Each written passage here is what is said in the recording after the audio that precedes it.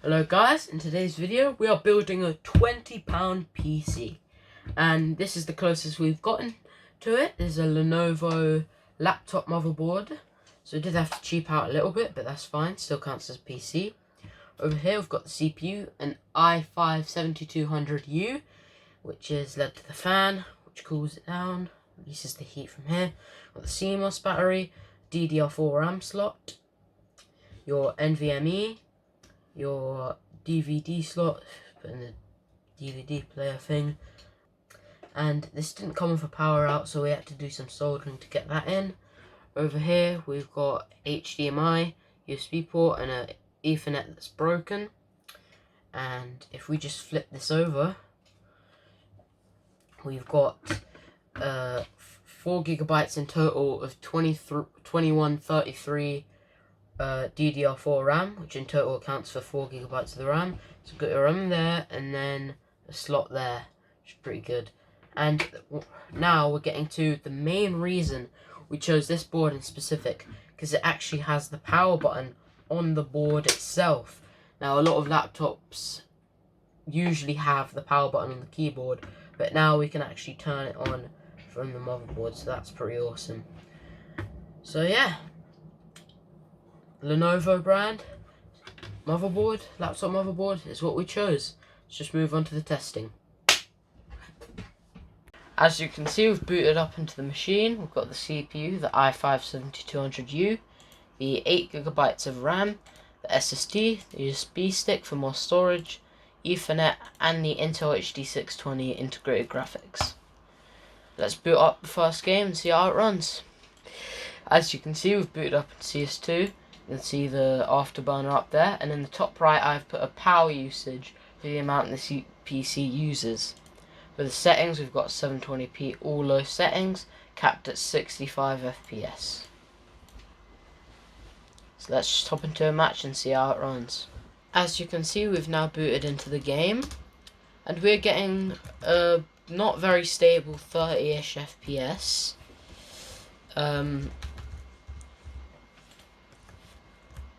And it dips a lot.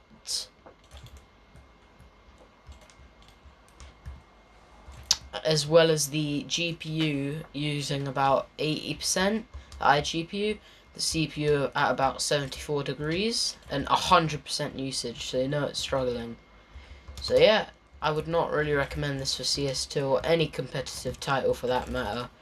But I've gotten 2 kills, it's not that bad, 30 FPS.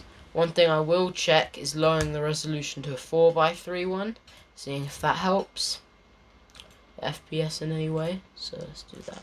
CS2 crashed and changing the resolution didn't work, so let's move on to the next game, which is Splitgate 2.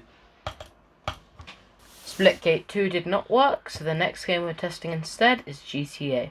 As you can see, we've now loaded into the next game, GTA. Going to settings, graphics, we are on 720p, all normal settings. So let's just run a benchmark and see how it runs. Hey, now it's in, we're getting horrible performance, around 11.5 FPS, 100% CPU usage and basically full GPU usage. The temperature of the CPU sitting about 72 degrees, like our last CS2 test. But it definitely ain't running like no CS2. This is bad. This is like 13 FPS. I'd expect it to run better for a game from 2013, but, well, even though laptop hardware has advanced by 2017, not enough to run GTA. And upcoming is this playing bit. Usually the computers do better on this playing bit, so we'll see. And yeah, it is doing a little bit better. It's getting around 24 FPS, 22 instead of 11. But it did chop. It is stuck. Hopefully that fixes. Nope, stuck there. And the highest FPS we got was 24 FPS. On to the next test. As you can see, I'm in the game, and the game is actually running pretty decently. It's running at about like 80 FPS. Wow. Did not expect it to run this good. And I'm on 3 HP in this save file, so I can't really do much, but It's surprisingly well running.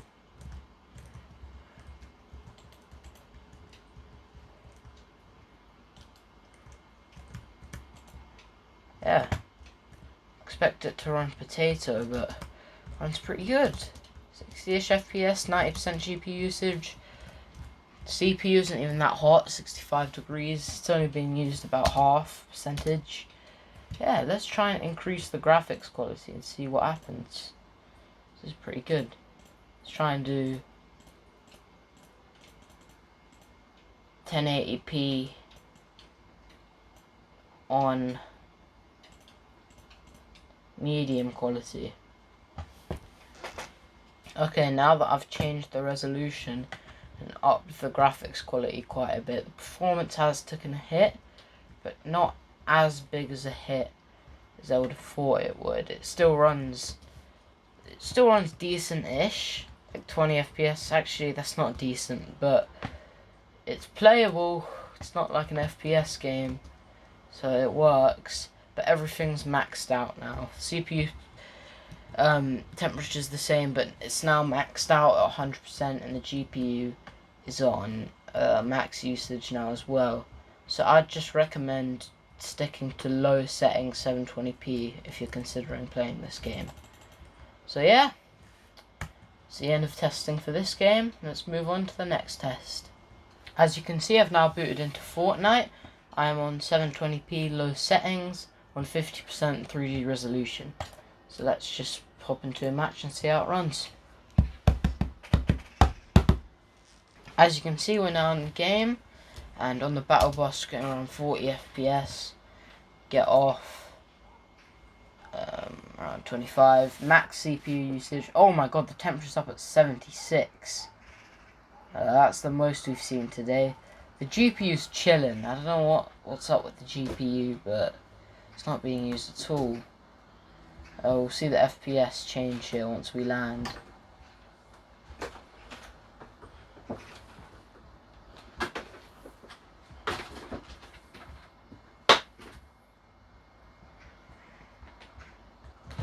You can see we've landed and the FPS has increased.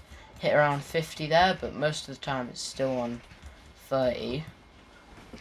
Yes, 60 FPS here and there, and the choppiness really isn't that bad. Yeah, in the building, around like 50 FPS-ish, but everything's still on max usage. So yeah, not that bad. I mean, it is playable.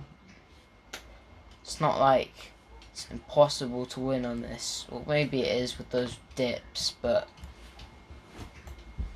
yeah, I know some people that would play on this.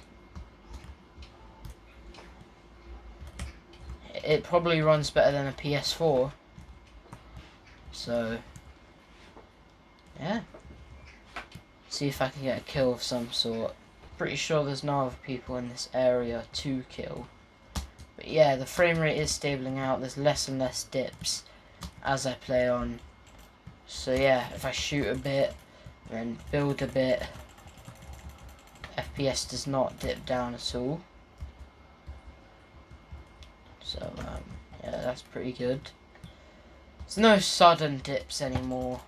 So I'd say, yeah, it's pretty playable. On to the next game. Anyways, as you can see, the next game we're in is Minecraft. Let's just open up the test world we made and see how it runs. Now I'm in the world. This is a city world on 12 chunks, all those settings. Just let it load in a bit. Let the chunks load in for a second. Now that the chunks have loaded in and we go on the floor, don't run too bad, running around 70 FPS. I mean, it is better than the last PC we tested, so that is to be expected. And it's Minecraft, so all the pressure is on the CPU and not the GPU. So the GPU usage percentage is to be expected. And yeah, runs pretty good. Now time for the TNT test. As you can see, we've upgraded the house. And now it's time for detonation. Let's see if the PC can handle this.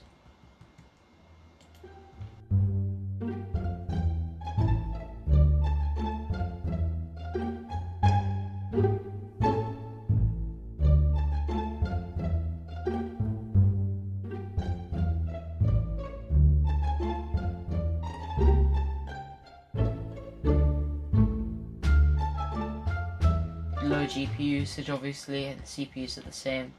It's handling it at the end around 30 FPS. Yeah, this massive crater. Wow. So yeah, this handled beautifully. Went out down to 11 FPS sometimes, but afterwards looks like it's been not impacted at all. So yeah, on to the next test. As you can see, we are in Rocket League. I'm on 720p all low settings, so let's just hop into a match and see how it runs. As you can see, we're now in the game, and we are hitting around 30 FPS on the dot. I mean, it's not quite that bad. It is running, so that's a good thing. On this cheap £20, by the way, guys, you can run Rocket League at all, let alone 35 FPS. That's good. At a CPU temperature of 71 degrees, obviously max usage there, and max usage of the GPU around 86%. So yeah, it runs decent-ish. I'd say this is definitely playable compared to some of the games we've played today that only hit 11 FPS. GTA 5, cough cough. But yeah, pretty decent compared to some of the stuff we played today, even though Black Mesa ran really well at these similar-ish settings. Let's move on to the next game. As you can see, the next test is YouTube. We're on 8K video, which is set to 720p. Just see how it runs. On here, it's running perfectly, no dips or anything. CPU's unfazed, GPU's fine. And yeah, let's bump it up to 1080p, see what happens. On 1080p, it's still fine. Like a little bump up in CPU maybe, but apart from that, it's running fine. Let's bump it up to 1440. Looks like 1440 when you skip around. Takes a bit of time to load, but looks like it's fine. The videos are still running fine, but the GPU is at around 27%, so that's a thing. Let's bump it up to 4K.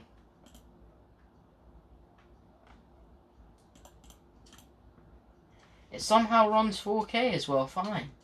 The GPU about the same usage. As you can see, our next test is WebGL Aquarium on 500 fishes. CPU and GPU there, 35-ish%. 1000 FPS still the same. 5000 FPS still the same. GPU bumped up a bit, same with the CPU. 10,000 went down to about 40 FPS. 15,000 around 30-ish FPS, and the CPU took a bump up. 20,000 around 22 FPS.